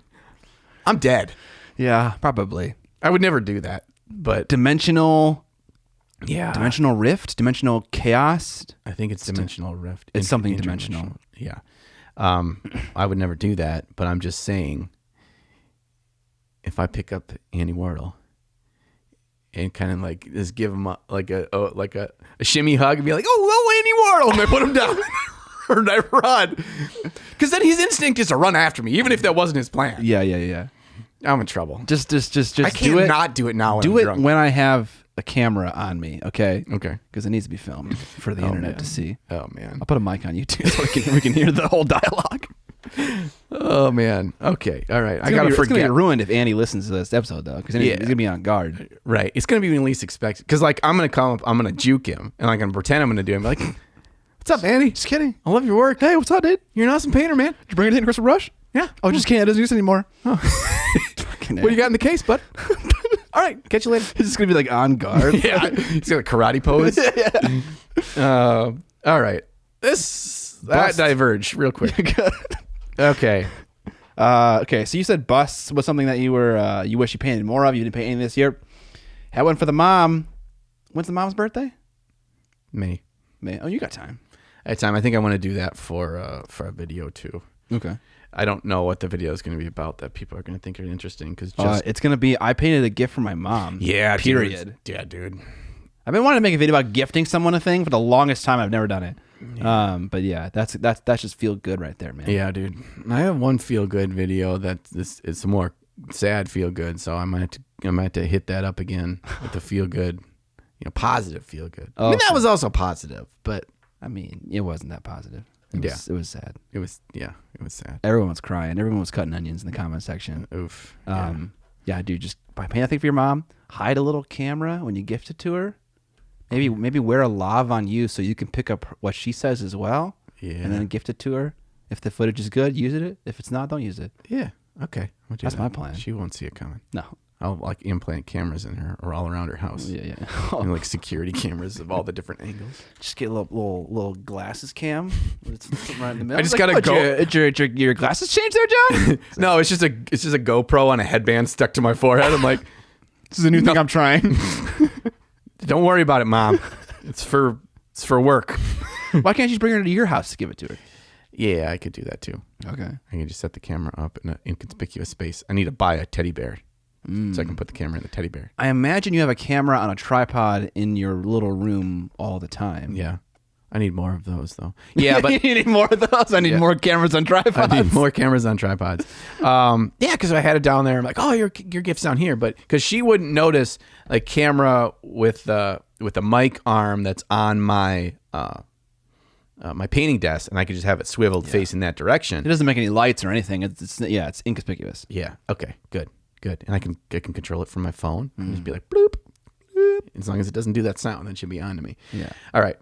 Yeah. I mean, looking back on the year, I don't have a whole lot. Well, I forgot a thing that I did do in 2020. I actually finished my painting space in 2020 as well. Oh my gosh, you had such a productive year. Yeah, I got that all done. I got into fully painting down there and all that good stuff. So that's not something I didn't do, but I haven't done all the things that I want to do in that room. I think that room is big enough that I've got a good spot for like a badass gaming table. You got something. You can do two things in there, I feel like. I don't know what the other thing is, though. I thought we were going to do a podcast thing there. Well, there's room for that, too. There's not room for both. There's room for a ping pong table. There is, but there's room for two things, but not three things. Yeah. Unless it's a ping pong table, because then it folds up. And then you get the chair. Okay. But we could have all right, we don't need to talk about the logistics right now, but I think there is room for a gaming. Yeah, I know. So I was giving hints all year to my stepfather-in-law to get me a ping pong table for Christmas because dude loves ping pong as much as me. And so, but we don't have any place to play. I'm like, look, I mean, if I had a ping pong table, we have a space for it. It would sure be nice if I got a ping pong table. Didn't fucking get me a ping pong table. Yeah. So seeds. I know. But technically, if I use it in in the podcast, in the videos, technically it's a business expense. If the corner of the ping pong table appears in a video, business expense. Yeah. Easy. Well, you can pull up one side and Forrest Gump it and shoot while I'm practicing into the little bedpan, you know. Oh, I'm sure if you got a ping pong table, it would make it into the intro skit of your videos. At least 10% of them. Oh yeah. Oh yeah. Oh yeah. All the time. Practice my spin serve. You'd wear those super short shorts, super tall white tube socks, and fucking sweatbands everywhere. Oh man. I could see it all. All right. Yeah. That's something I didn't do this year. I am not happy with the fact that I did not buy a ping pong table for the space. What else am I unsatisfied with? I didn't finish my army. Yeah. I feel like, okay, when I don't finish things, it's almost as if I didn't even start it. The satisfaction does not come until the thing that I wanted to paint is done. Yep. Well, there goes that. Cool. Good thing it wasn't unscrewed like my cap almost always is. So yeah, that's a thing that I have to deal with. So even though I painted a decent chunk of the army, it's not done. So it's not done to me. Same for the wood elves. I have a 1,500 wood elf army that is fully painted. But when someone asks me, "Do you have a fully painted army?" Part of me wants to say no. I don't have one because I have a ton of wood elves that are unpainted or not repainted yet. I don't know why I think that. But yeah, I want it to be done and it ain't done yet. Yeah, we're going to remedy that in 2021 though, aren't we? We are. Yeah. But it's not going to be something you've already started. Nope. It ain't. We're going to start something else. You're going to half finish another thing. I totally feel that though. It's and it's the same way with creating videos as it is a big project like that. You don't get the satisfaction of the completed video until it is 100% completed. Until it's published. Yeah. And then you're just it's out in the universe. It's a thing. Yeah. Even if it's sitting unlisted on the channel, it's not fully done. Yeah. Don't count. Yeah. Don't count. But that's the same thing with a big project. It's it's not done yet, so I don't look at the things. I only look at the things once it's done, and it's not done. So in your brain, it's not done, even when you look at all the great things that were completed in it. Yeah. Which is probably a good thing, honestly, because if you got partial satisfaction from partially finishing it, it's maybe you wouldn't finish it ever. Yeah. Well, I mean, I'm not gonna. You're not. How's that? Yeah, how's that working out for me? I don't have I have no confidence in finishing my Bone Reaper's army. Like I have over 2,000 points painted. I have an army painted, but the extra things I want painted to be where I can play any list I want to play, that just feels so far off to me right now, because like, oh, did that whole, got the 2,000 plus points painted, feels great. And now I'm just like removed from it. And it feels so far off. Right. Interesting. I have no desire to, and again, going back to not playing, it doesn't register on my radar of something I really am excited to do. So you might play and be like, my army's missing this component. That's a reason to paint something new, paint something extra for it, maybe. But even when you're not playing, then that doesn't exist. And I also have come to a realization that I don't love the aesthetic of the army.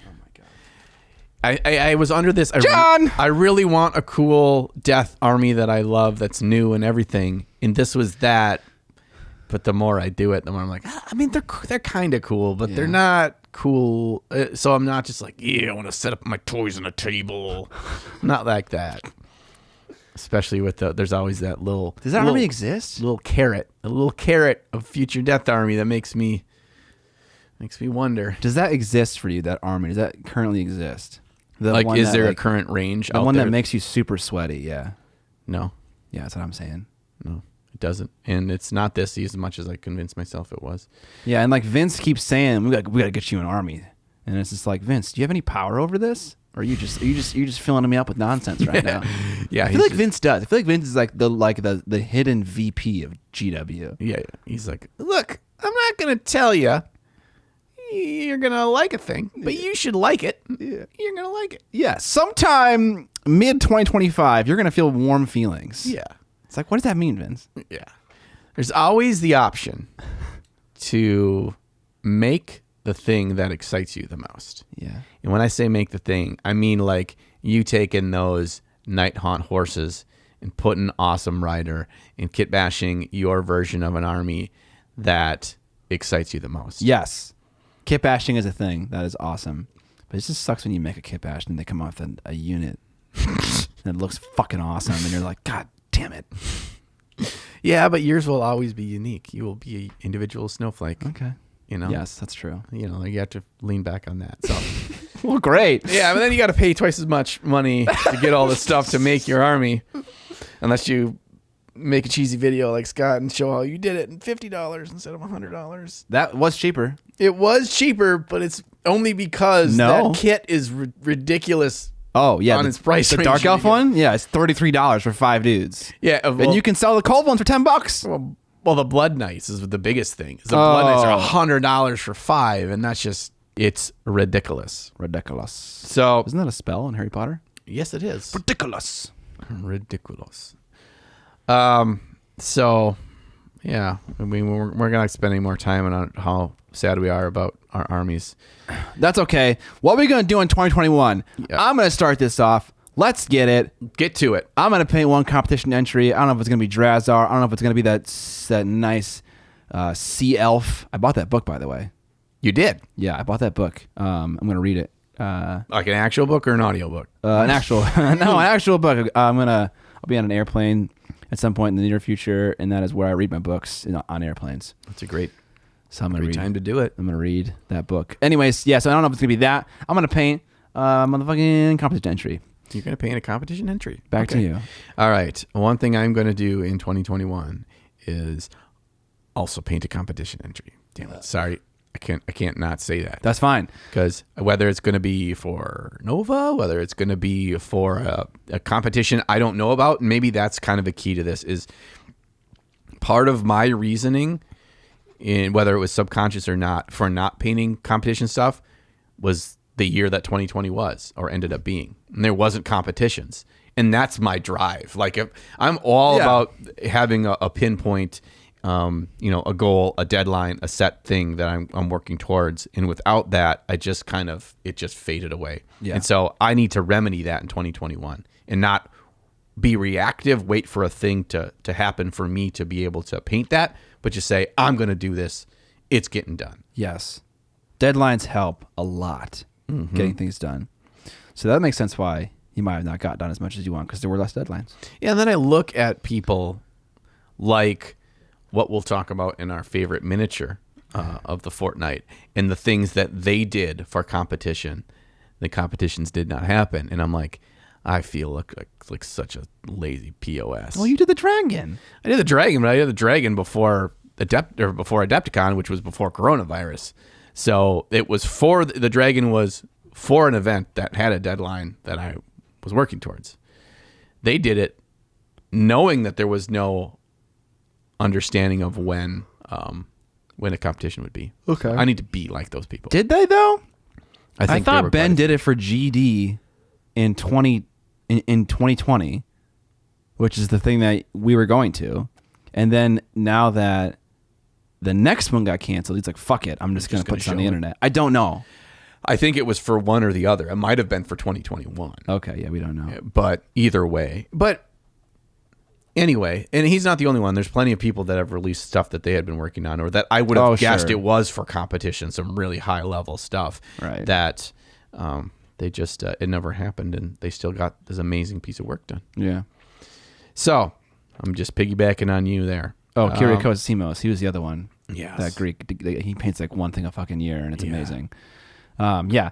Okay. I'm going to have a fully painted Age of Sigmar army. Wow. Okay. Is it going to be this army that you've started painting? I don't know. It might be that. It could be a Wood Elf thing. It's probably not a Wood Elf thing.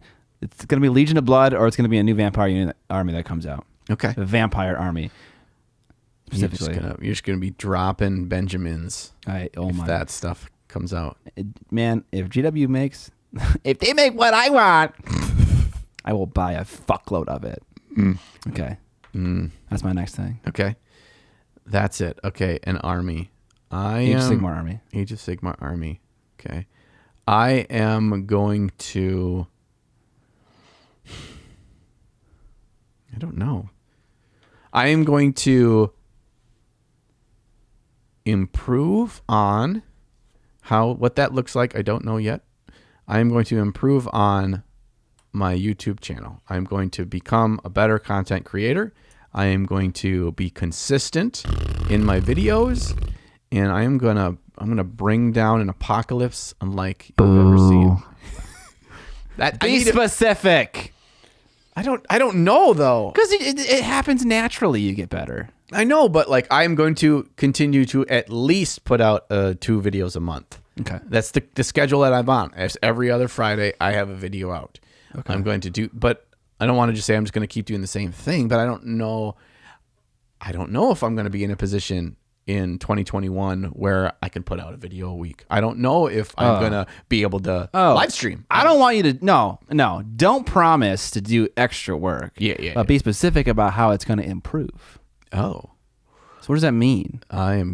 More people are going to watch it. Okay. The analytics will gradually increase over time. Okay. Yes. That will allow me to have more opportunities, whether that's quit my job, whether that's fly to Hawaii, Canada.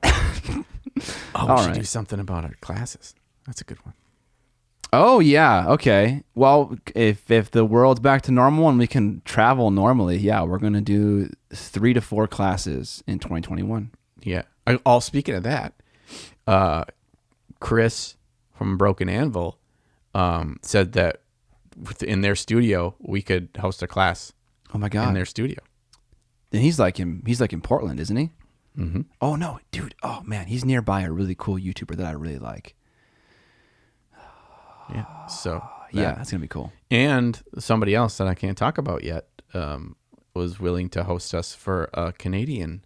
Why can't you talk about it? Yeah, because it's not finalized yet. I didn't tell you about it. So okay. Another place. Is that person in Winnipeg? Yes. Manitoba? I don't know. Canada, Western Canada. Western Canada. Okay. Not Manitoba. That's right above us. I know that they're on Pacific time zone. Okay. Nope. So that there's another very interesting, fun location. So we've got some places. So okay. When the world is safe to travel and for us to attend classes and for you to attend classes, we will teach and bring the fun times. Because we like made all this stuff. We had so much work. And then we did one class. And I was And it was awesome. It was a lot of fun. It was awesome. And we had, I mean, like, I don't know about you, but I took a bunch of notes on retrospective, like looking back at the class, things that I think we did well, things to improve on. That's always things, a good idea. Things to stop, things to start. So We have all the surveys still for the class? yep. Okay. We have all the surveys. And so we really, really want to have the highest value experience. Yeah. We had all of our students take surveys to give us feedback about the class experience. And to determine what they value most. Yeah. Come to find out, they mostly value eating tendies with us. Oh, yeah. Really, we could just do that. We just have a little meetup with a tendy buffet Oh my gosh. of different tendies from different places. Yeah. And everyone will eat the Cane's ones, and no one will eat anything else. Yeah. Well, Easy. I'll try others. And then just scoff at them. Like, how could you manage? That's a good idea. Yeah. Let's see. We're going to do some classes. We're going to do classes. We're excited about that. We are. I'm going to paint a 40K army.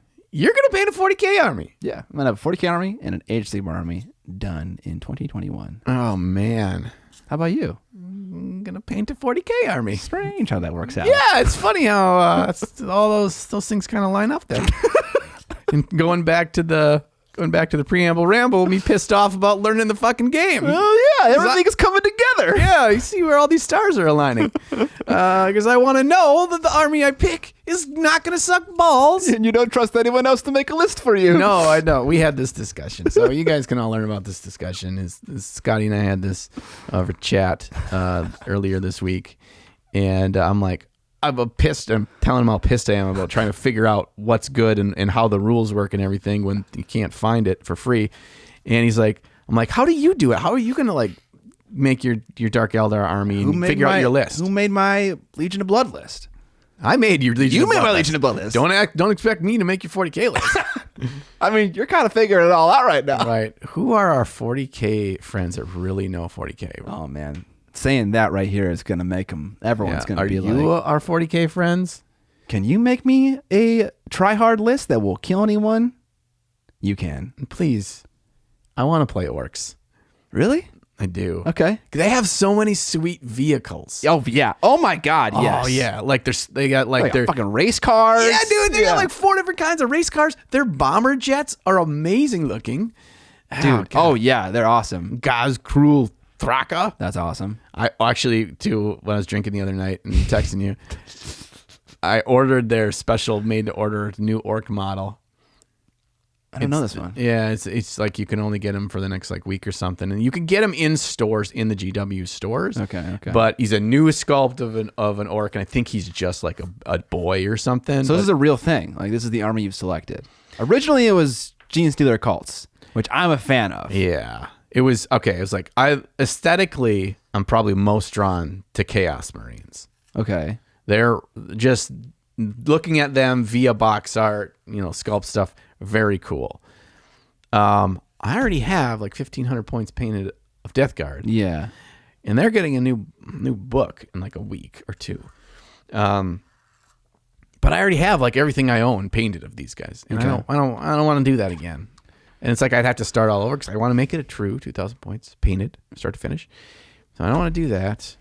And so yeah, Gene Stealer cults, very cool, but also I just have some cool ideas of some nasty ass, grim, dark looking Mad Max orcs. But I also don't want to paint 80 orc boys. Yeah. And I think that's you kind of rough. have to. Yeah. So please, if you are an expert in the 40K gaming world, teach me. Give John an elite orc list, low model count that will crush all of his opponents. I'm okay with like, 40 boys. I need some board control, bitches. You know what I'm saying? I need strength of dice, but I also want to go wee wee wee. All right, so we both want to hit 40K armies. Yes. Obviously, I want to launch a Kickstarter where I have a bunch of wood elves in it. You want to launch a Kickstarter? That's good. That's good. I like that. I think that's a really cool experience, and I'm curious how that goes. I want to watch you do a Kickstarter. Okay. and talk smack in the comments on the Kickstarter. This is a goal of yours? Yes. Okay. It's not a goal. It's going to happen. Oh, okay. This is something that I'm going to do. I'm going to do. Yeah. Something I'm not going to do. I'm not going to keep buying more paint sets. Yeah, please. I keep buying paint sets. You're killing me. I just got my Chimera paints in the mail today. I'm trying to tell people they don't need all these fancy tools to paint models, and John's over here buying all these fancy tools, and I never do that. Yeah, you've never done it. No. And so I don't buy vortex mixers. No. You don't do that. The instant paint. Is that still got its original packaging on it? You better believe it does. It's still fucking saran wrapped. Yeah. I'm not saying I'm not going to buy any paint, but I have to keep an eye on. Let's christen it. Yeah, here we go. It's open. Look at that. Oh, yeah. Listen to that. Put that in the microphone, that plastic wrap. Oh, yeah. I like how you did it extra aggressively, so the sound really worked. Oh yeah. So I'm not saying I'm not buying any paint or anything, but I need to take the Vinci V approach, and I'm going to, if I see a thing that I like, I'm going to make a mental note, and I'm going to step away. Yeah. And 3 to 7 days later, do I still feel like I need it? Does it solve something that I need solved? So, it should be a sliding scale. The more it costs, the longer you should wait. Right. Yeah. I don't know where on the sliding scale the ping pong table falls, but that's definitely like a 3-day thing. 3-day thing? Yeah, okay. for sure. It's been 3 days since I first thought about it. You should buy it today when you go home then, because you still want it. Yes, still want it. Yeah. And it fits in the back of my truck bed. It does? Yeah. Dang. Yeah. My dimensions. My dimensions. My dimensions. I did the same thing with the Cybertruck. I keep planting the seeds to my wife, and I need a Cybertruck. She said, "Why do you need a Cybertruck?" I'm like, "It's so much more fuel efficient when I come up and record the podcast." There it is. Saving money. Look at that. Then she's like, how many trips would it take you to make up the expense of buying a Cybertruck? And you're like, maybe like 38,000. Don't worry about those details. We're not going to math this out. This is more of a gut feeling. Okay. I think we covered a good amount of our goals for 2021. So, what are your goals, Sprudes and Spruettes? What things do you want to put out into the universe and make them known? Because once you do so, you are now accountable. You are, yes. So, talk about it in the comments below. Section. If you're a listener, go to the Facebook group. If you got friends, tell them your goals. It helps. It helps to make you feel accountable. Absolutely, it does. Absolutely, it does. So let us hear about it, because maybe we'll steal some of your goals, because they sound like good goals to have as well. Yeah, that's probably a good idea. It's always good to listen to what other people do, because sometimes our own brain doesn't think of all the good things. Yeah. Also, what I'll say is, don't lie to yourself. Don't you lie to me, Scott. So don't promise things to yourself that you can't accomplish. In fact, maybe under-promise and over-deliver. Yeah. Just have one big goal and one small goal, and do both of those things, and then do more. But like the worst thing you can do is lie to yourself, and then your word means nothing to you. Yeah. So try not to do that. That is how I approach it at work. We have an annual review at work every year. Okay. And you have to write up your goals for the next year, what you're going to accomplish, and all this bullshit.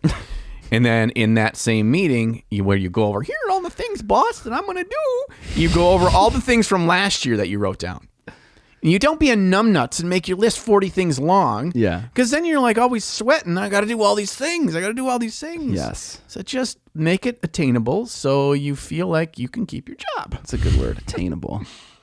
Attainable. All right. Whoa, that was weird. Whoa, hey, all right. Out of the news. The newsy news. GW announced their models of the year. Okay, so this is a fan-voted thing. Every year, at the end of the year, Games Workshop puts up all their models of the year that they nominate, and then we, the community, all go and vote the models of the year. And I want to first talk about how they actually go about this. They're a $1 billion company. You got to scroll all the way down to see him for sure. But it's a joke because that model comes with him. Oh. It's a little knobber. So it's a $1 billion company that has an extremely sophisticated and well-oiled machine of a website. So, Scott, when they have this fairly large announcement and a voting section and all this stuff for this annual model votes, how do you think, technology-wise, their voting system works? Like, what tech did they implement to like make this poll? I mean, I know what they use. You're asking me what they should have used? In theory, it'd be nice if it was built into their site. You could nominate pieces right from the webpage and just be like, check that box, and submit. And even if, because their list is long, it was a lot of models, which is good. Maybe I'm fine with them just, themselves picking out what we can choose from. But it's a freaking Survey Monkey. They send you a goddamn generic Survey Monkey with no pictures. You go there, it could be literally for anything. There is no branding, there's no anything, and there's no pictures. It's just text, and it says like Light of Eltharion, and then in parentheses behind it, it says Lumineth Realm Norns, and then there's 50 of them, and they're all squished together. And I'm like, this is a joke of a user experience.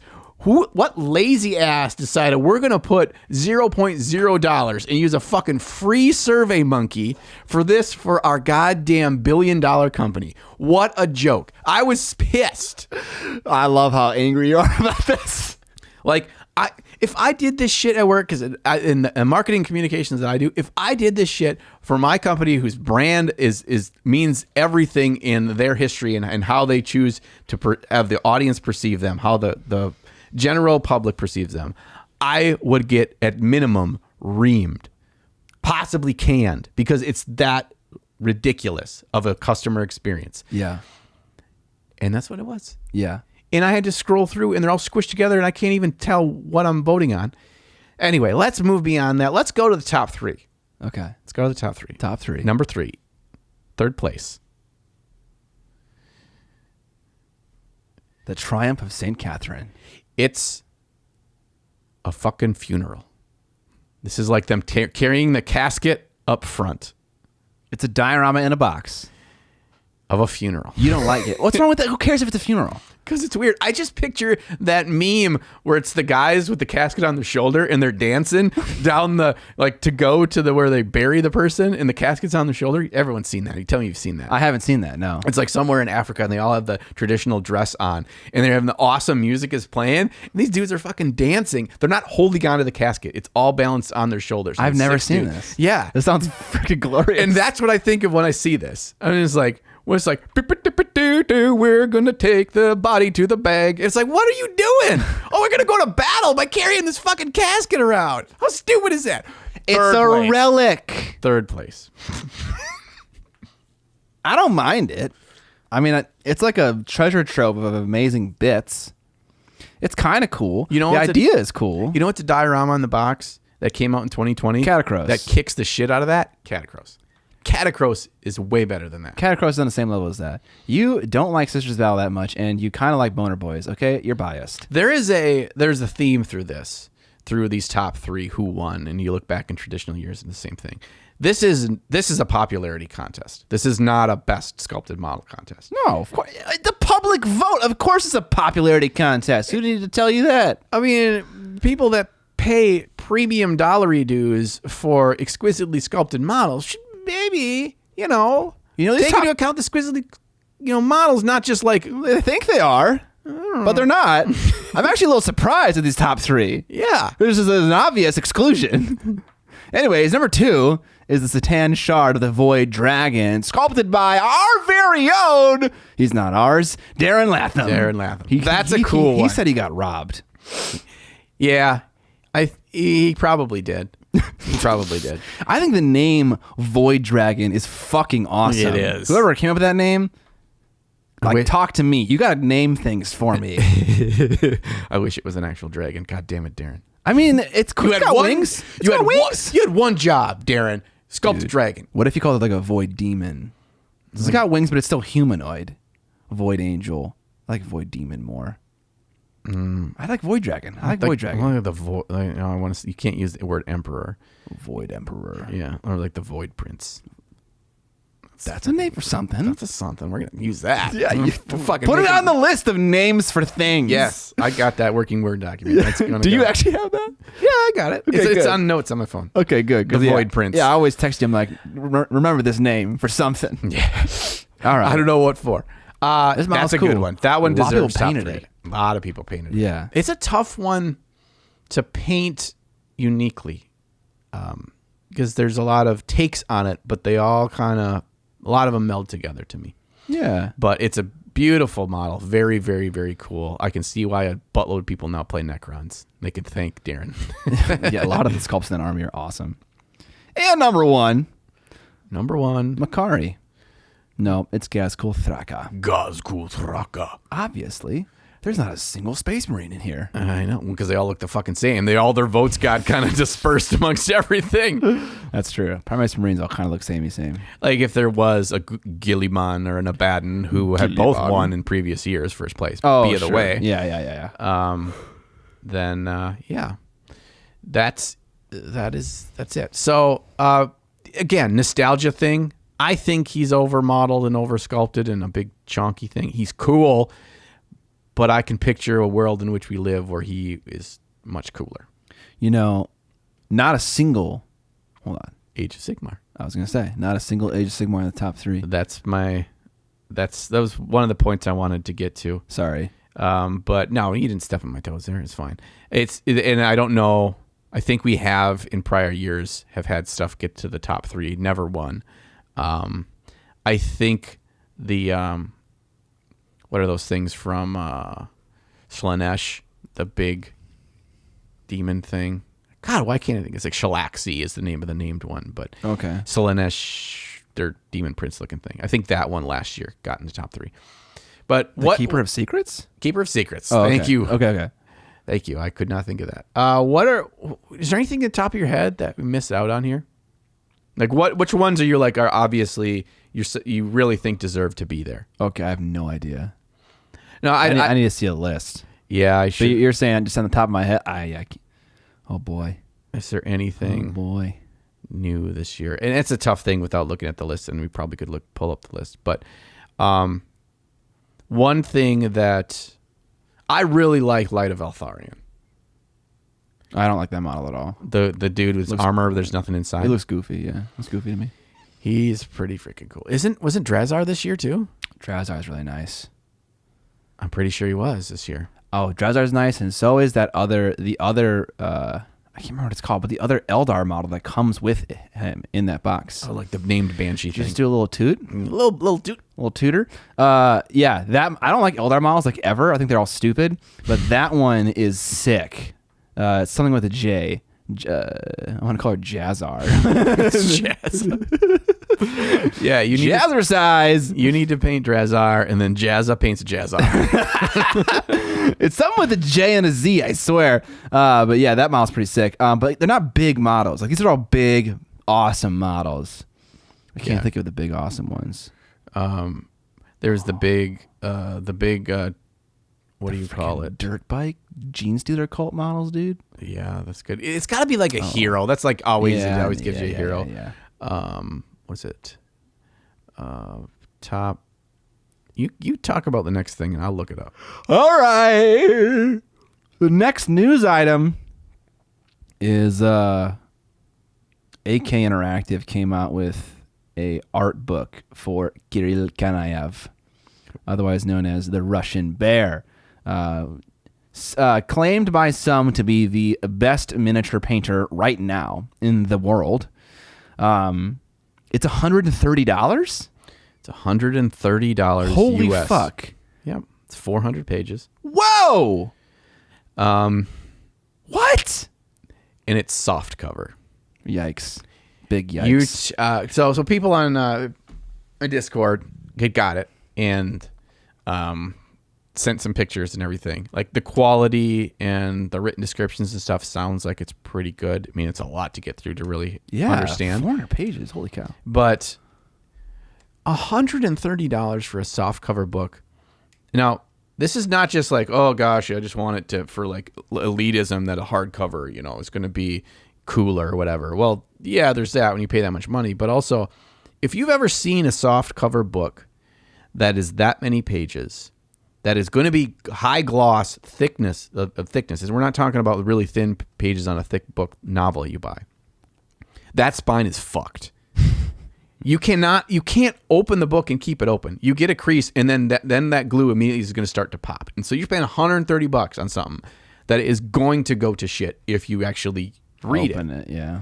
And I'm just like, it's killing me. Now, that said, I really want to get it because 400 pages. I want to see.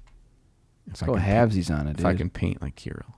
Okay. I should go halvesies on it. I'll just like photo scan the book and print it out in paper. That would take. You could take it down to freaking Kinko's and get the spiral bound and immediately laminate it, dude. Yeah, immediately it's much more usable product. Yeah, I have a higher quality product. No, just kidding. It probably cost you $100 to get that all printed. It would cost a lot. Yeah. Yeah, I'm curious what's in it. Why it would cost? I mean, obviously it's long. You know, I feel like what would I pay for a 400-page art book from Kirill where he describes his paint process and stuff like that in detail? That's why I assume it is in the book. 60, $70 somewhere in there. Yeah. Is that what you would pay? Yeah, that's what I had expected it to cost. Yeah. And so if you're in America, you can pre-order it right now on good old Michigan Toy Soldier, the place to get things that you want for the hobby. And they are not a sponsor. Kind of obscure things, too. Yeah. Anything that is manufactured in outside of the United States, North America, they're the place to go. So I've been looking at that. And they do have a discount. If you pre-order, I think it's like 10% or 15% off. So that's not a small amount of money when the book costs that much. Yeah. Anyway, I found their article on all the things, but it doesn't give you the link to the actual list. Okay. So I think the list is gone for forever. Okay, so there's some pictures of some stuff. I feel like we should do this. I feel like a topic of the podcast should be the best models that came out in 2020, and it should be more than just GW. I should have a list of 3, and you should have a list of 3. Maybe we do that next episode. All right. The best models of 2020. There it is. It's kind of tough to do, but there was there's a couple of the ones from Lumineth Realm Lords. There's the Techless models, that one where it's the big weird animal thing where he's floating. No, it's weird. I saw a Kit Bash where he's not stupid floating, but they like reposed him in like a battle pose where he's like this on the ground, and it looks 100 times better because he's like in front of that big awesome Sphinx thing, and it looks like it's kind of just like holding guard, and he's just like, I'm gonna fucking kill you because I got a big Sphinx behind me. Yeah, exactly. Gargants. The Gargants, the giants. Yeah. Those were. That was in the article. I'm shocked that didn't get a top 3. Okay. But again, it's weight of votes in a lot of that. You're just going to get more 40K voters. So yeah, probably. I don't have anything more that I can share of any value on that news topic. All right. You say something here about Ceocast? Ceocast is a resin variety, or no, it's not resin. It's something else. It's a type of plastic. It's made specifically for miniatures, though. It's a casting material made for minis. Okay? And this is something that's kind of cool, and it's spelled Siocast. You can look it up. They have a website. Materials for miniatures, as far as casting goes, have always been like, this exists in a different industry. Let's use it for ours. Resin, obviously, is not like a miniature product, like a miniature material. It's just something that we've co-opted for casting, and we've made it work with what we have. Which is not to say that it's bad. It does its job pretty well, maybe just a little bit more inconveniently. Obviously, like with molds, you can only get a certain number of pulls out of a silicone mold with that fine a detail before they start to fall apart and shit like that. Mm-hmm. And so Ceocast, and I have some in my closet that I can show you, is not a perfect material. It's still a little bit like PVC in that it's not nice to file. It tears. You need to slice and cut it. You can't sand it. But the detail is phenomenal. It's so much easier to produce. It's cheaper to produce. And because it does tear, it doesn't file nicely. The flip side of that coin is that it is flexible, which means it's less likely to break. So lot of good things going on with this material. The one thing for display painting specifically, though, is that it's not easy to clean. It's not as easy to clean. You can make it work. It's just not as easy. So CeoCast is cool. I like it. They're making waves. Several companies have adopted it or are exploring it. One being Creature Caster, another one being Broken Animal Miniatures. Another one that's a big one, and I think it's a perfect move for them, is CMON? Not CMON, but that'd be amazing. Yeah. Fucking Reaper Minis.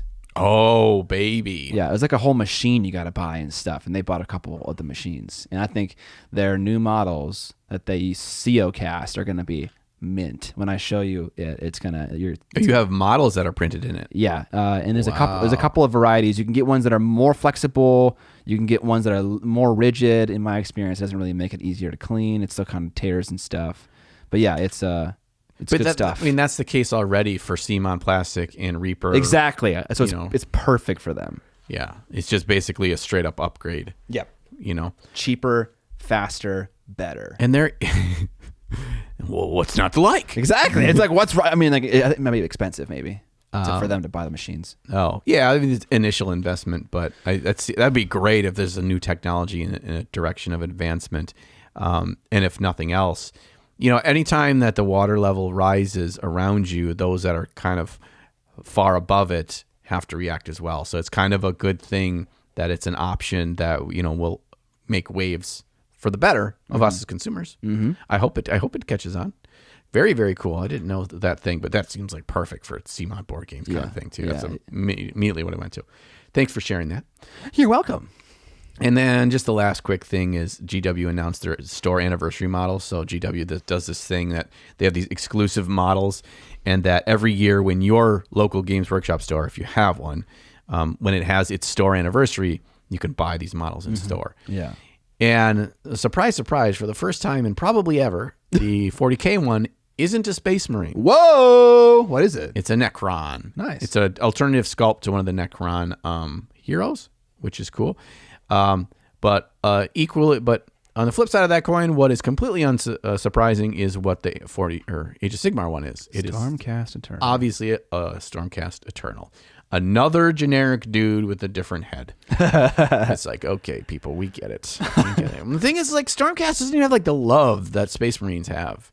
They're trying. I get it, but I kind of like that it doesn't, and I hope that it does something for the company, or continues to do something for the company of spreading the love and making it a little bit more equal opportunity for other factions, because you don't have a bazillion people that all want Space Marines all the time. Yeah. Okay. That's it for the newsy news. That is all the news is. All right, welcome to the end of the podcast. We're happy you're here. We are also happy you were here in 2020. Yeah, you got through it. You did it. That shitstorm of a year. Yeah, you made it through that, and you made it through a year of us. That's 2 checks of honor. When did we didn't start at the beginning of the year, though. We already had our year anniversary. You can't double dip. I know, but we went through all of 2020. This is our first full calendar year. Okay. Yeah, that's a thing. There we go. That's a thing. All right. If you like the podcast and you want to support it, consider buying one of our new sweaters. Hoodies. It's a hoodie, Scott. It's a fucking hoodie. It's a hoodie. It's not a sweater. Okay. It's not a crew neck. Okay. It's not a jean jacket. What am I doing right now? Okay, yeah. You can get it in t-shirts too. You can. Right. There's a t-shirt and a hoodie variety. You can find it on our Teespring, linked in our show notes if you're listening to the podcast, or in the description if you're on the tubes. What else can they do, John? I'll keep doing it. I'm the sellout. I'll do it. I'm good at it.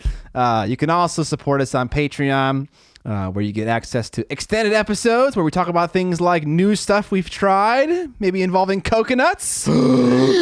Or we talk about things like the favorite model that we've seen from other painters in this past 2 weeks. And lastly, we also give feedback to one of the community members of our Patreon. So as a patron, you get access to submitting topics for us to discuss in an episode, but also submitting your miniatures for us to give feedback on in an episode like this. Right. Sam L. Shoot, before the episode's over. Sam L. Came up with... Sam Lenz? I don't know. It just said Sam L. It might be Sam Lowry. Okay.